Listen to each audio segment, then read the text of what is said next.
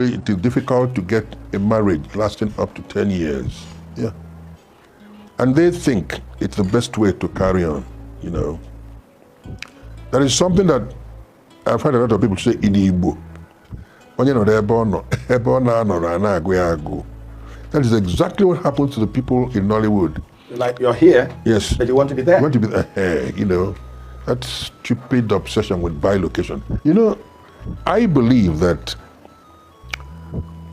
there is nothing you want from any other woman that your wife does not have. Even all the excitement you get from rushing into a woman comes from you, not from the woman. I mean, sometimes let's really philosophize and get into our heads, you know, all this madness about sex that obsesses us. You look at a woman and you think this woman is better than your wife and all that. You hop into this woman.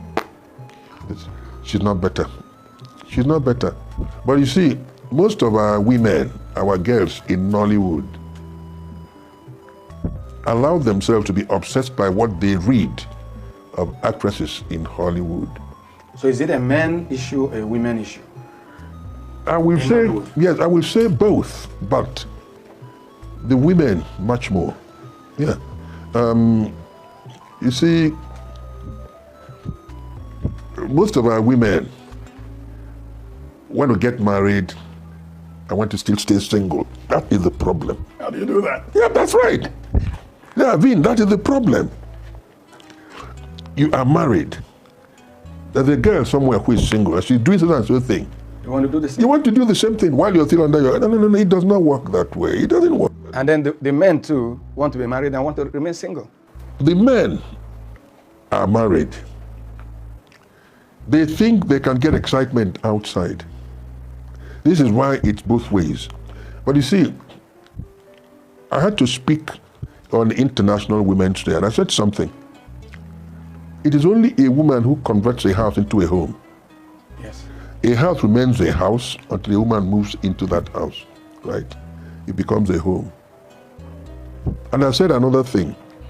The power of a woman is in her tongue. If your wife does not drive you to madness, no other person can. But if you are able to contain whatever poison your woman spews from her mouth, you can run a country comfortably. Once upon a time, there was a guy called Sonny Liston, who was the world heavyweight champion. He was addressing a press conference. His wife was in a car waiting for him. After some time, she thought he had spent so much time. She walked into that conference and slapped him, berated him, while he'd been waiting her time, blah, blah, blah, blah, and she walked out and went back to the car. And the man said, all right.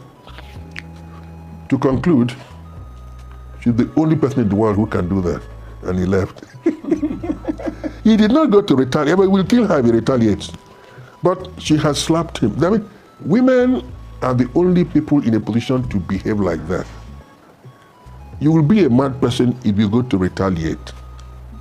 We were having a press conference once at the government house here with Tupac Yasika. I don't know what annoyed his wife. And she came out with an axe. And she was mowing down the Rolls Royce that was there in front of us. Yeah.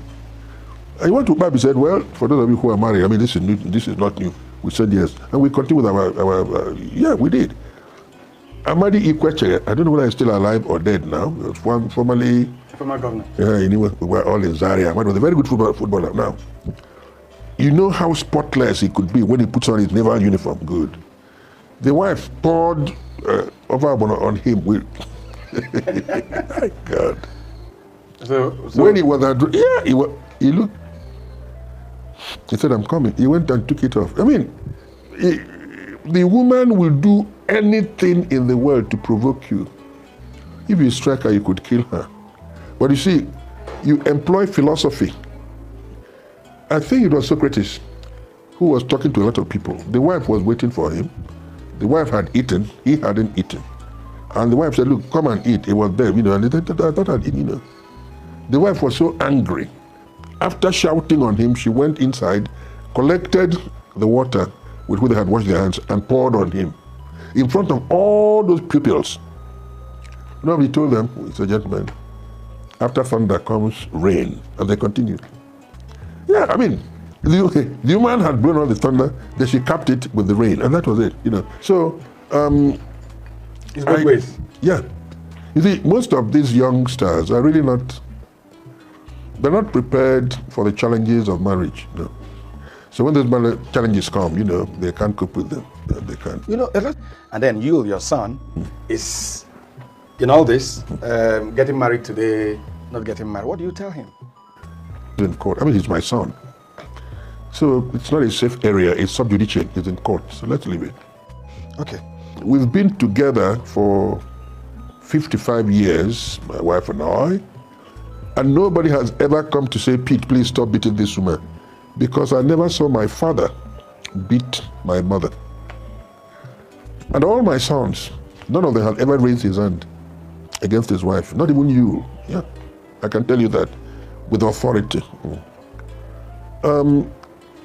My wife understands me, and I understand her.